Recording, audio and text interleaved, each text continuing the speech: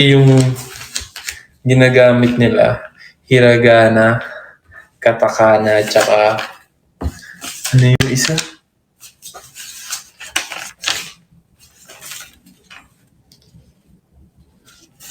Ano yung isa? Hiragana, katakana, tsaka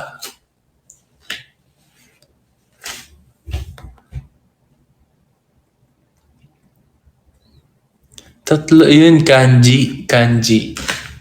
Yung katakana, hindi parang borrow words lang kasi hindi naman nag-exist yun sa Japan. Yung hiragana tsaka kanji, yun yung usually na ginagamit nila. So yung hiragana tsaka kanji, parang minsan pinagsasama. Tama ba?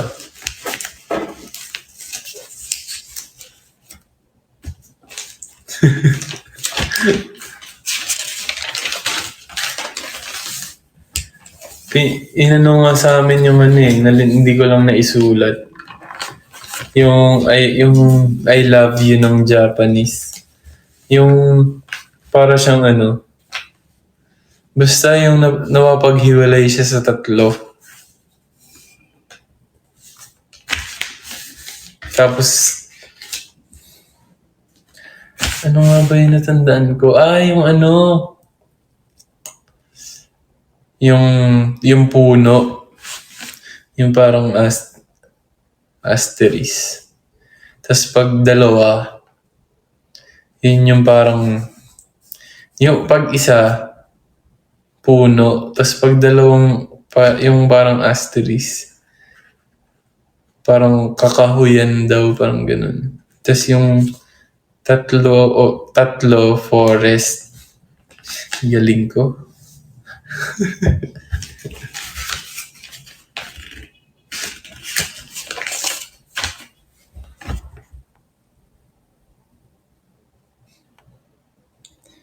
Apelido nila Aki yung Mori na pa. Oo.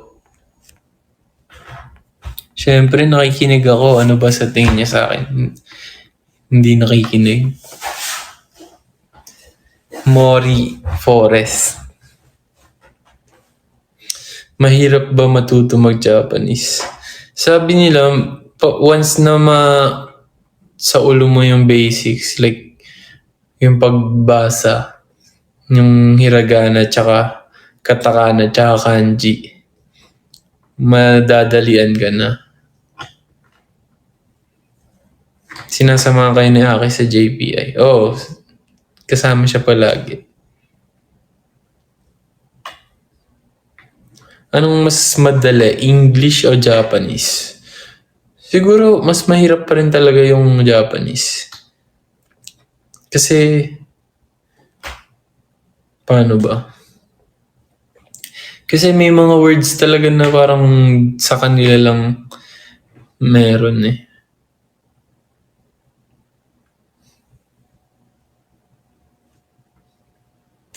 Kasi dito naman sa Pilipinas, yun nga yung second language natin. So,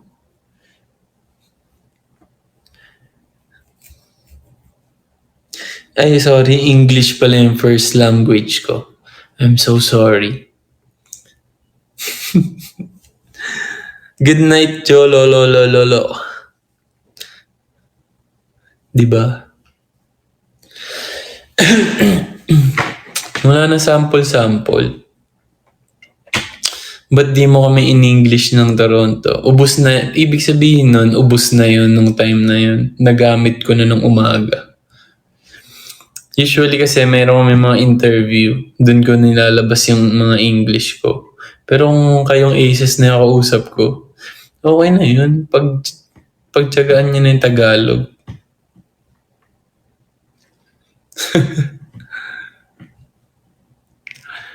JL, bakit nakapikit ka? Ganun talaga ako minsan eh. Kaya ko nga matulog ng hindi nyo alam. Kasi hindi nyo na ma-figure out kung kailan ako nakamulat o hindi. Pero in fairness, Jolo, magaling ka mag-English. Grabe ka naman mong bola. Teacher Marian. Paano kung magiging teacher kita? Halimbawa sa English. Anong grade ko sa'yo? 100, no?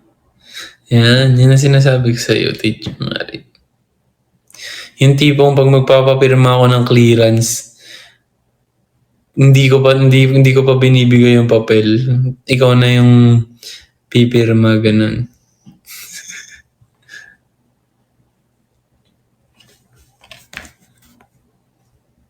Pero dapat pumasok ka. Kailangan mo daw muna mag-delete bago mag-clearance. Research teacher ako sa grade 12 ngayon, 100 ka na. Ay, hala. Research teacher ka pala. Turuan mo ako, Teacher Marian. Nagre-recess kayo sa loob. May recess kami every 10:40 ba? Ay, 10:20 hanggang 10:40. Ba't gising ka pa? Siyempre, alam ko magpupuyat kayo.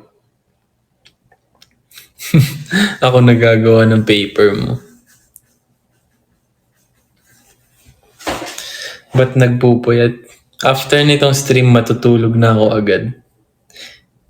Maaga din kami bukas.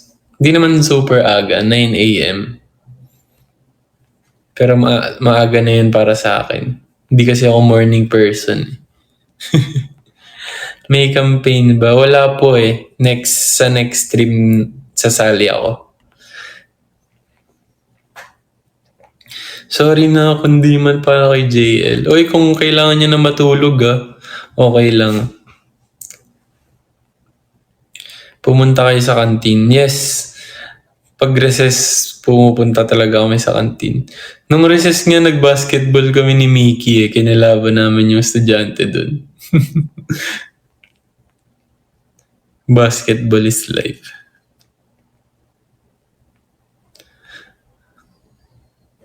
Bakit late bukas? Kasi nag-watch pa ng Hoy! Huwag niyo ako sumbong sa mga nyo. Mga magulang nyo. Volleyball or basketball? Basketball yung nilaro namin nung recess. Pero meron ding nagba-volleyball nung uwian na. Hindi lang ako sumali kasi ayokong mapawisan. Wala akong dalang damit. Sinong nanalo? Hindi naman kami nag-score. Parang laro-laro lang. Saglit lang kasi ayaw namin mapawisan. Kung mamimili ka ng isa, basketball or volleyball, hirap niya na. Pero feeling ko volleyball kasi wala. Volleyball, masaya din. Masaya din.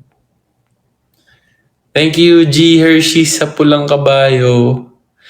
Wow, daming pa pulang kabayo. Thank you po, G. Hershey's. Nangahampas siya sa basketball kaya ba? Mabait ako sa basketball.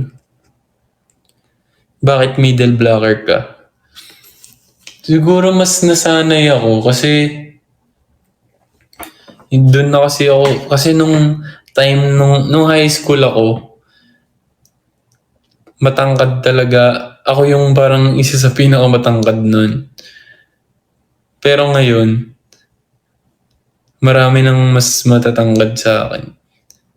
Pero nung high school ako, kaya ako nagtitress. Ako yung matangkad, tsaka yung may talon.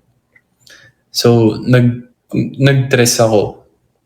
Tapos, nag-try naman ako mag-open pero mas nasanay na ako sa dress kasi yung approach ko pang dress.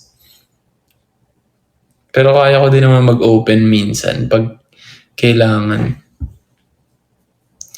Naging quicker ka. Pero usually